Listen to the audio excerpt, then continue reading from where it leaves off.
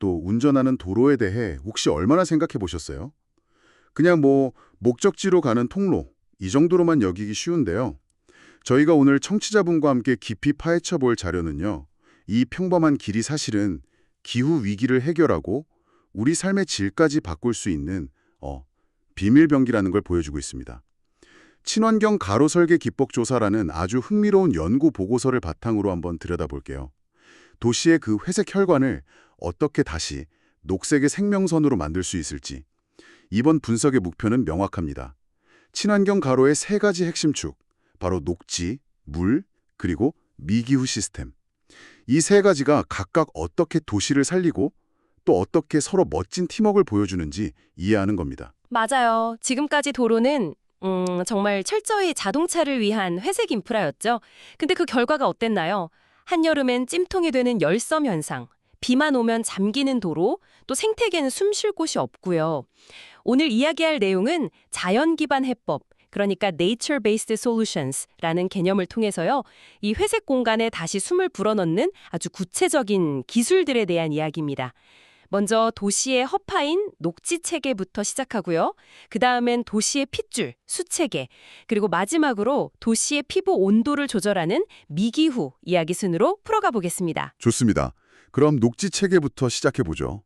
자료를 보니까 정말 재밌는 지적이 있더라고요.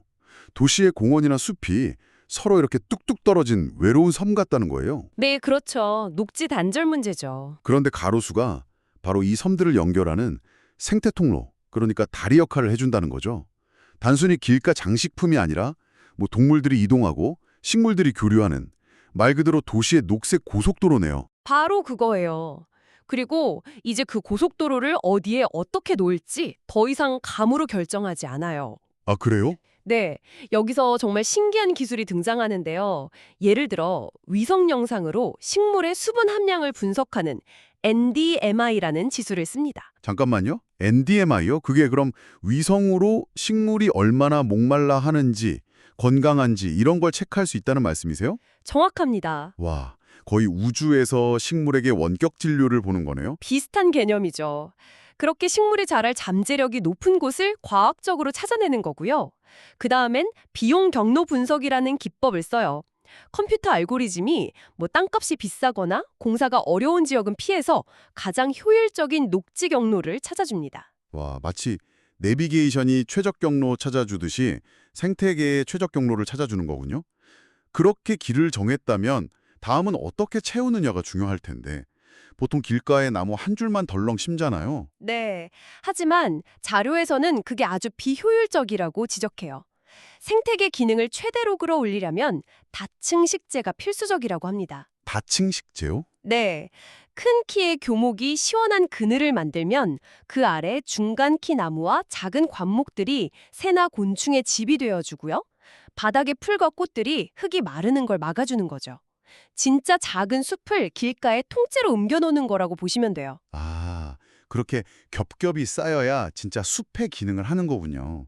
이게 미세먼지를 잡는데도 효과가 엄청나다고 들었어요? 그럼요. 가로녹지는 그야말로 도시의 공기청정기입니다. 국립산림과학원 연구를 보면 나무가 4단계 필터 역할을 해요. 4단계나요? 네. 첫째, 잎 표면에 먼지를 찰싹 붙게 하는 흡착. 둘째, 빽빽한 잎으로 막아서는 차단. 셋째, 공기 중 먼지를 무겁게 해서 가라앉히는 침강.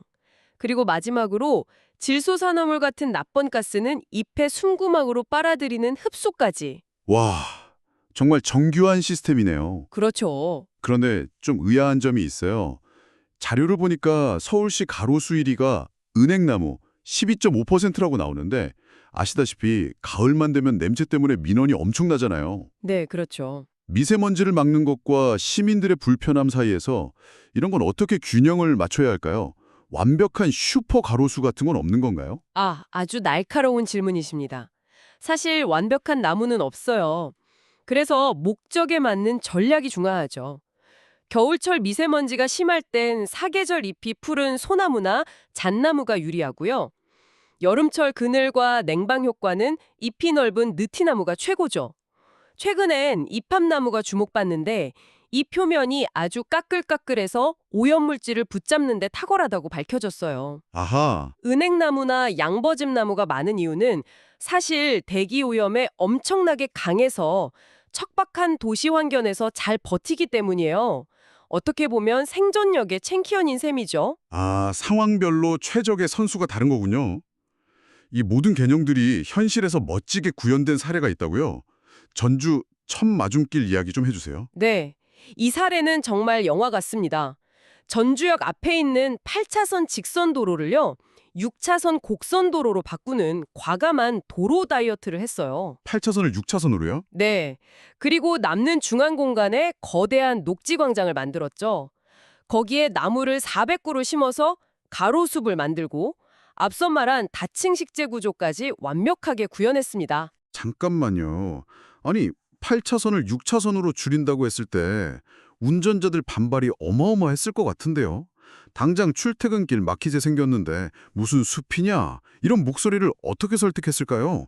그게 사실 진짜 어려운 부분이잖아요. 물론이죠.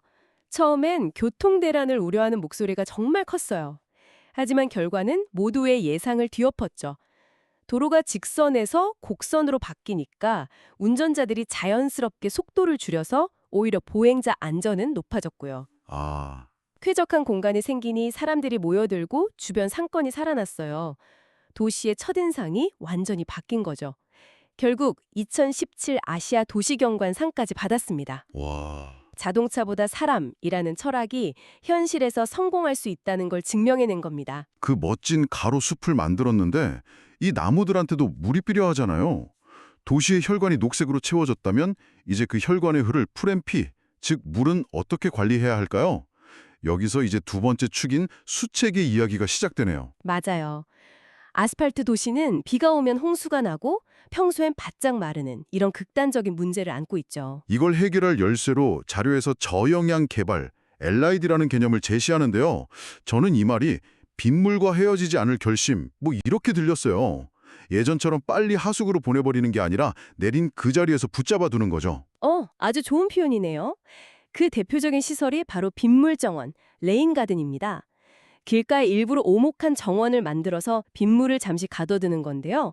흙과 식물이 필터가 돼서 빗물을 깨끗하게 걸러 땅속으로 돌려보내는 그런 작은 자연댐 역할을 하는 거죠. 근데 그냥 무릉덩이를 만들어 두면 여름에 모기만 들끓는 거 아닌가요? 바로 그 점 때문에 아주 정교하게 설계를 해요.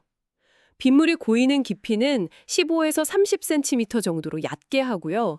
24시간에서 48시간 안에 물이 모두 땅속으로 스며들도록 배수 설계를 하죠. 모기가 자라기 전에 물이 없어지는 거군요. 네. 모기 유충이 성충이 되기 전에 물이 사라지는 거예요. 표면은 나무 껍질 같은 걸로 덮고 그 아래엔 물이 잘 빠지는 흙, 때론 자갈층까지 넣는 하나의 과학 시설입니다. 도로 자체도 물을 마시게 할 수 있다면서요? 투수성 포장이라는 기술이 있던데요? 네. 도로 포장재에 미세한 구멍을 내서 빗물이 그대로 통과하게 만드는 겁니다. 홍수를 막는 건 기본이고요. 정말 중요한 이중 효과가 있어요. 이중 효과요? 바로 자연 에어컨 효과입니다. 도로가 머금었던 수분이 증발하면서 주변 열을 빼앗아 가는데 연구에 따르면 일반 아스팔트보다 표면 온도를 무려 8도에서 최대 25도까지 낮출 수 있어요. 25도요? 잠깐만요. 그럼 한여름에 검은 아스팔트 위에서는 계란 프라이가 된다면 투수성 포장 위에서는 겨우 반숙이 될까 말까 한 수준이라는 거잖아요? 와, 네, 맞습니다. 이건 뭐 도시 전체에 거대한 파라솔을 씌우는 것과 비슷한 효과겠네요? 맞습니다. 그래서 열섬 현상을 잡는데 아주 효과적이죠. 이 모든 기술을 도시 전체 시스템처럼 적용한 곳이 바로 세종시예요. 도시를 처음 설계할 때부터 식생수로, 빗물 정원, 투수블록을 도시 곳곳에 촘촘하게 깔아서 물순환 선도도시라는 별명을 얻었죠. 한국형 LID 모델의 가장 성공적인 사례로 뽑힙니다. 물을 이용해서 도시를 식히는 이야기를 하다 보니까 다른 냉각 기술도 궁금해지네요. 한여름밤 아스팔트에서 뿜어져 나오는 그 열기 때문에 잠 못 이룬 경험 다들 있으시죠?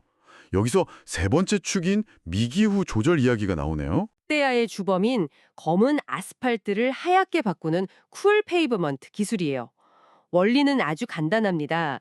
검은색 옷 대신 흰색 옷을 입는 것처럼 태양빛을 흡수하지 않고 반사시키는 거죠.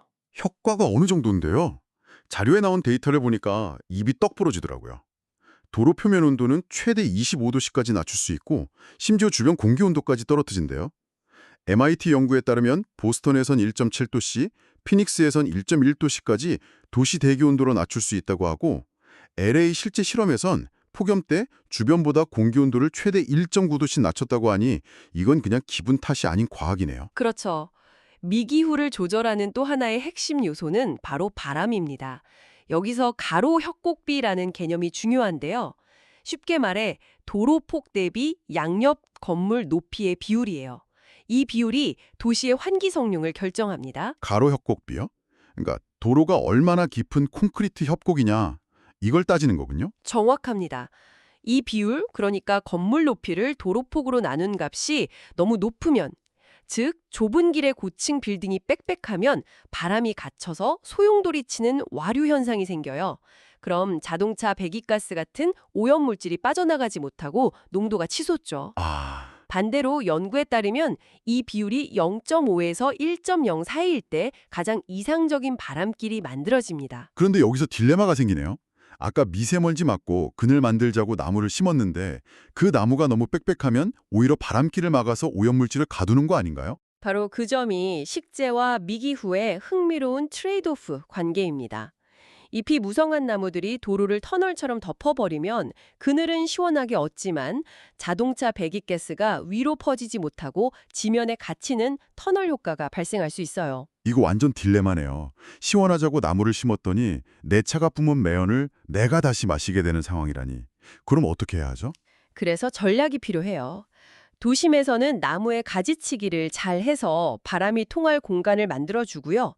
차량 통행이 많은 도로의 중앙분리대보다는 보행자 쪽 보도에 나무를 심어서 오염물질이 빠져나갈 길을 열어주는 이런 식의 섬세한 설계가 필요한 거죠. 그늘과 바람, 두 마리 토끼를 다 잡기 위한 균형 찾기 싸움이군요. 맞습니다. 자, 그럼 오늘 나눈 이야기를 종합해보면 결국 이런 거네요. 친환경 가로는 녹지, 물, 미기후 시스템을 따로따로 설치하는 게 아니라 처음부터 하나의 유기체처럼 통합 설계해야 한다는 것. 예를 들어 투수성 포장 위에 만든 빗물 정원에서 가로수가 자라는 모습을 상상하면 딱 맞겠어요? 네, 빗물관리시설이 동시에 생태 통로이자 도시 냉각 장치가 되는 것. 그게 바로 시너지입니다. 그렇군요. 그리고 자료는 성능을 위해 두 가지를 더 강조해요. 첫째, 감이 아닌 데이터에 기반한 정밀한 설계. 위성 영상으로 생태축을 분석하고 시뮬레이션으로 바람길을 예측하는 과학적 접근이 필수적이라는 거죠.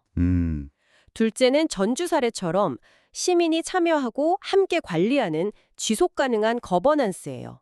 관에서 일방적으로 만들고 끝내는 게 아니라 우리 동네의 가치를 우리가 함께 만들어갈 때 그 생명력이 유지된다는 겁니다. 오늘 살펴본 자료는 회색 도로를 녹색 생명선으로 바꾸는 노력이 단순히 도시를 예쁘게 꾸미는 걸 넘어서 더 건강하고 안전한 미래를 만드는 근본적인 동력이라는 걸 확실히 보여주네요.